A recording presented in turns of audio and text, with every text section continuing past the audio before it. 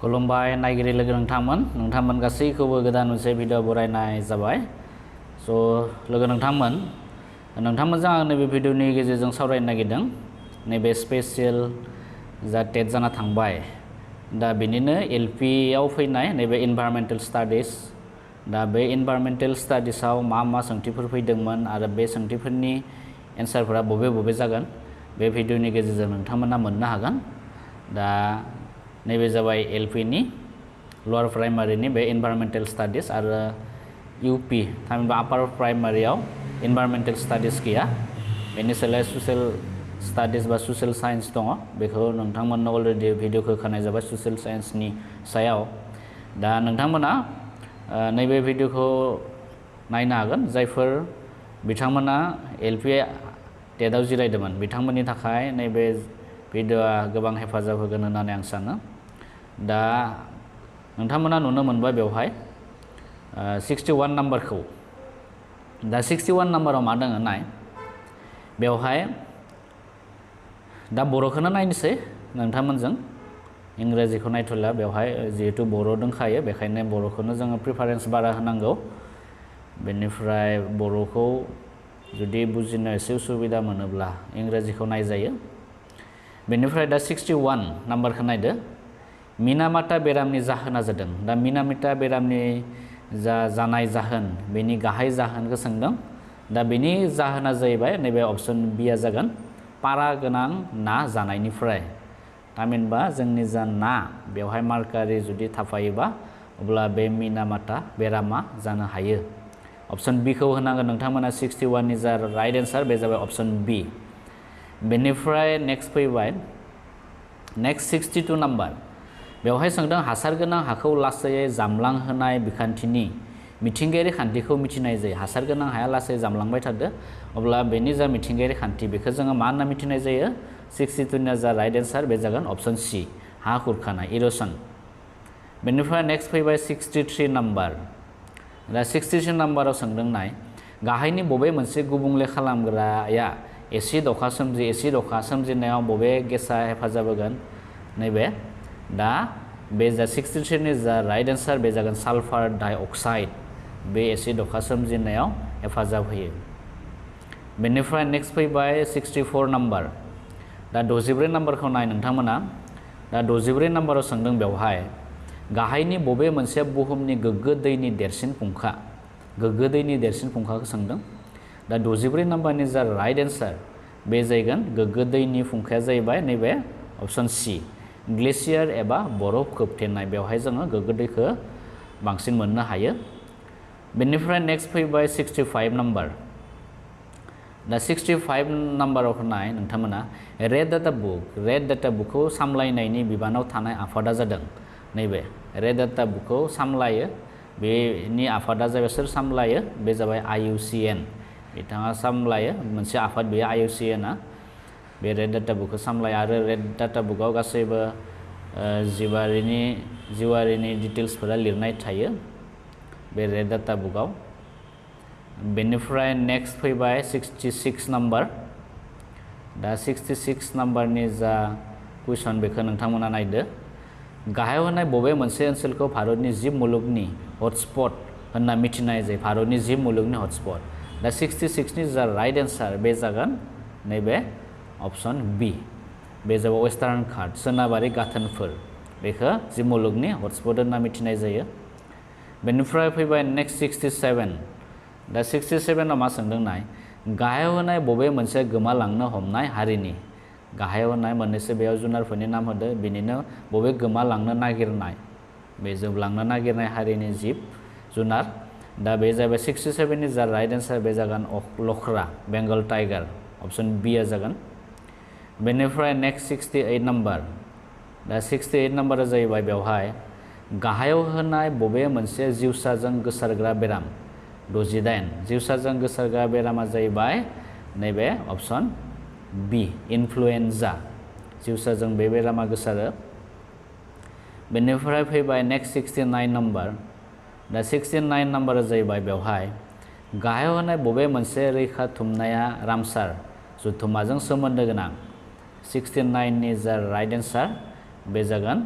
option A दैब हाफोर बेनिफ्राय नेक्स्ट फैबाय नैबे 70 नम्बर दङ दा 70 नम्बरनि जा राइट आन्सार बे जागोन शिबसागर जिल्लानि पानी दिहिं हाग्रामा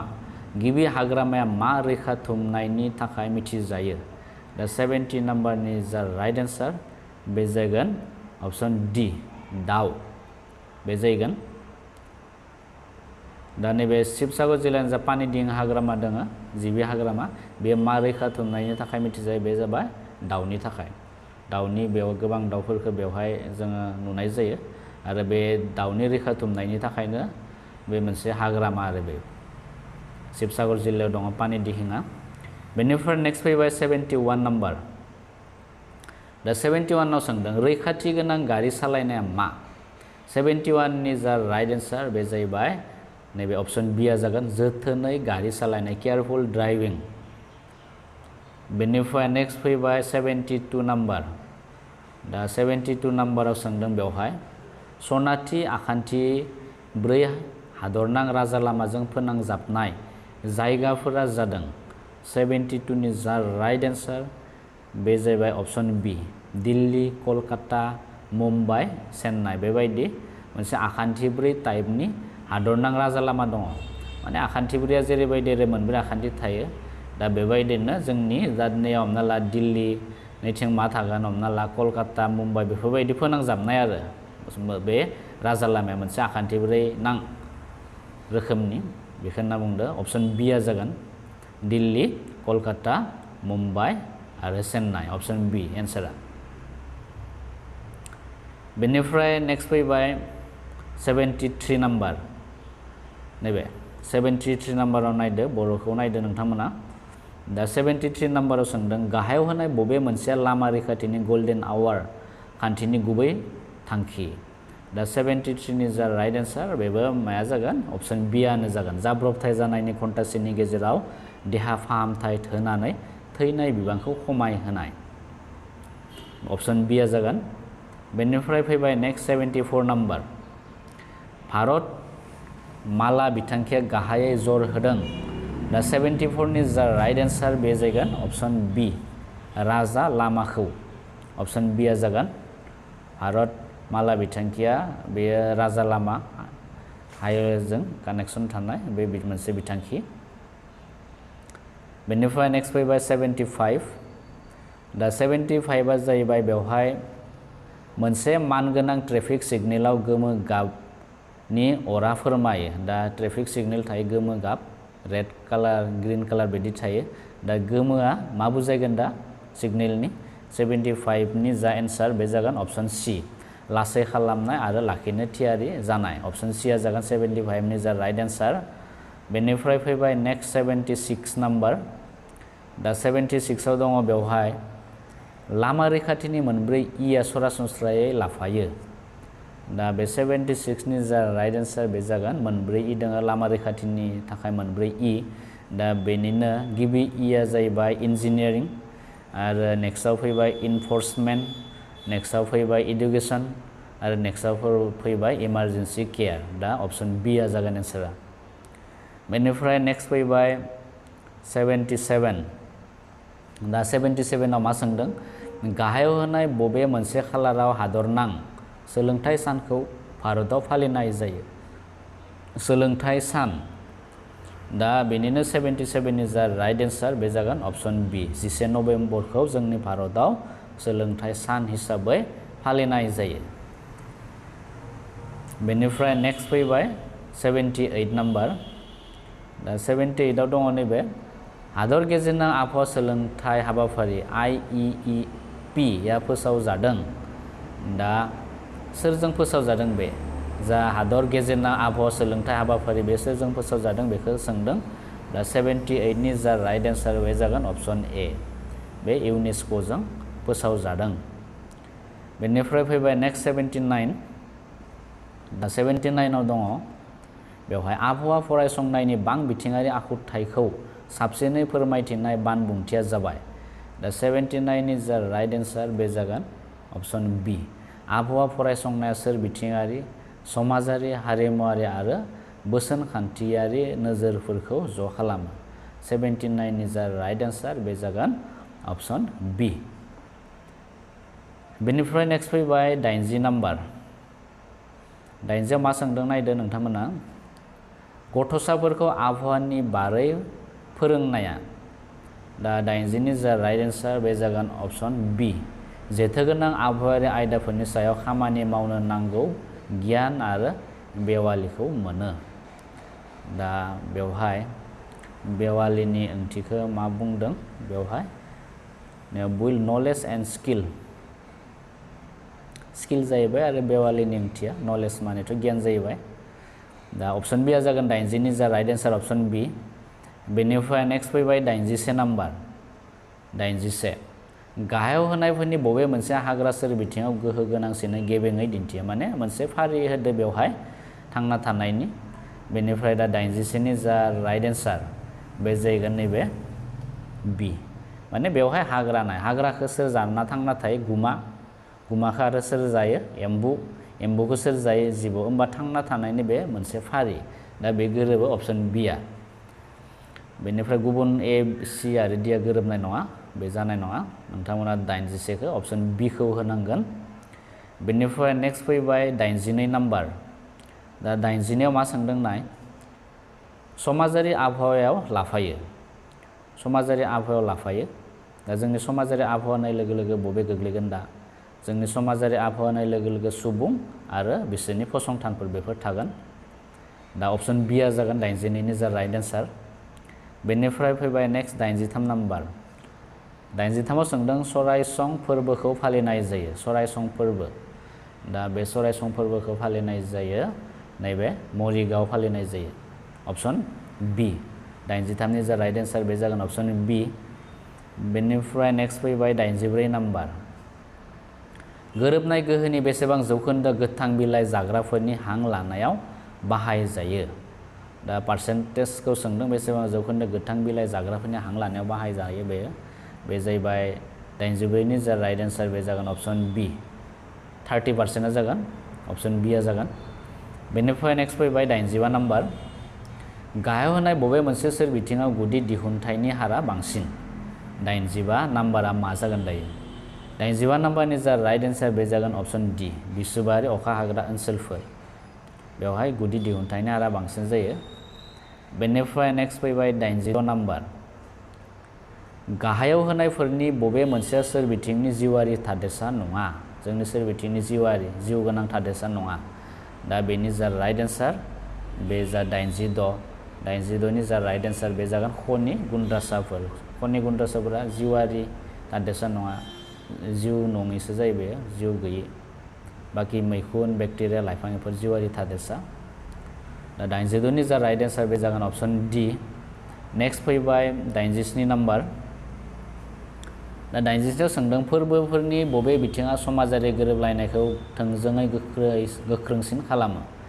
दा 87 नि जा राइट आन्सार बे जागोन ऑप्शन बी बे जागोन हारियारि आसारखान्थि आरो फालिथायफोराव बाहागो लानाय बेनिफ्राय नेक्स्ट फैबाय 88 नाम्बार दा 88 आव सोंदों बेवहाय गाहायनि बबे गंनै हादरसाजों आसामा हादर गेजेरनां सिमा दं बबे बेयाव गंनैया बेवहाय होनाय जादों 88 नाम्बारा बबे माने हादरजों जोंनि आसामा मोनसे इंटरनेशनल बाउन्डारि बेबायदि नांनानै दं बे जाहैबाय सिया जागोन भुटान आरो बांलादेशजों ऑप्शन सिया जागोन 88 नि जा राइट आन्सार बेनिफ्राय फैबाय नेक्स्ट 89 नाम्बार दा 90 आव सोंदों बेवहाय बारमण्डलाव CO2 गैयामोनब्ला बुहुमनि दुंथाया जागौमोन बुहुमनि दुंथाया मा जागौमोन दा बारमण्डलाव जुदि कार्बन डाइ अक्साइडआनो गैयामोन अब्ला मा जागोन 89 नि जा राइट आन्सार बेयो मा जागोन आथिखालनिख्रुइ खमसिन बेखौ होनांगोन नोंथांमोना ऑप्शन बी खौ होनांगोन जा 89 नि आन्सार ऑप्शन बी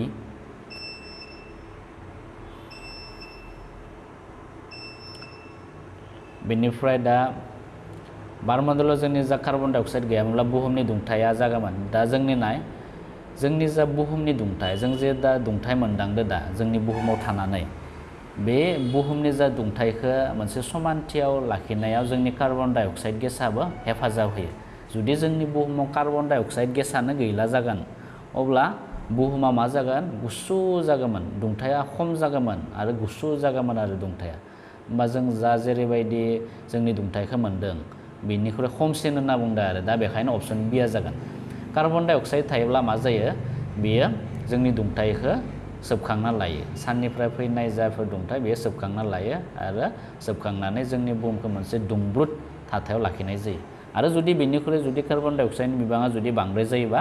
अब्लाना मा जागोन जोंनि बे जा साननि सोरां रोदानि फैनाय जा दुंथाय बेखौ बांद्राय बिबांनि सोबना लागोन कार्बन डाइ अक्साइडनि बिबाङा जुदि बाङोब्ला अब्ला बे दुंथाया जुदि बांद्राय सोबनाय बिबाङा जुदि बारा जायोब्ला जोंनि बारमण्डलाव दुंथाया बारा जागोन दा बेखायनो जों बेखौ थियै लाखिनो नाजानांगौ कार्बन डाइ अक्साइडखौ दा बेनि थाखाय जों बिफां लाइफांबो गायनो नांगोन बेनिफ्राय नेक्स्ट फैबाय 90 नाम्बार जोबथा कुइसन बेयो नैबे इनभाइरमेन्टेल स्टाडिसनि जोबथा कुइसन गासै 30 कुइसन फैदोंमोन आरो बे जाबाय गाहायनि बबे मोनसेया खमसिन गुबुंले खालामग्रा सोंदों दा बेनि जा राइट एन्सार बे जायगोन अपसन ए पेन PAN बे जायगोन अपसन ए आ बेनिफ्राय दा नैबे PAN जा PAN नि फुल फर्मा जाहैबाय बे पार अक्साइड नाइट्रेट जायो दा बेयो जोंनि खमसिन गुबुंले खालाम बाखि नैबे जा SO2 दोङो सालफार डाइ अक्साइड कार्बन डाइ अक्साइड कार्बन मन'क्साइड बेफोर जाबाय गोबां गुबुंले खालामग्रा बेनि खमसिनखौ सोंदों बेखायनो नोंथांमोना अपसन ए खौ होनांगोन PAN खौ होनांगोन दा बेखिनिया जाहैबाय इनभाइरमेन्टेल स्टाडिसनि माखासे MCQ नि एन्सार की दा आसा खालामो नोंथांमोना एन्सार कीखौ मोननो हाबाय आरो 30 नि मादाव बेसेबां मोननो हागोन नोंथांमोना कमेन्ट्सआव फोरमायहरनो हायो बेनिफ्राय बे जाना थांनाय स्पेशल टेट बेयो माबोरै जाखो क्वालिफाइ जानो हागोन हाया बेखौ फोरमायोब्ला गोजोननाय मोनगोन दा थेंक इउ गासैखौबो उननि भिडिअ'आव लोगो मोनगोन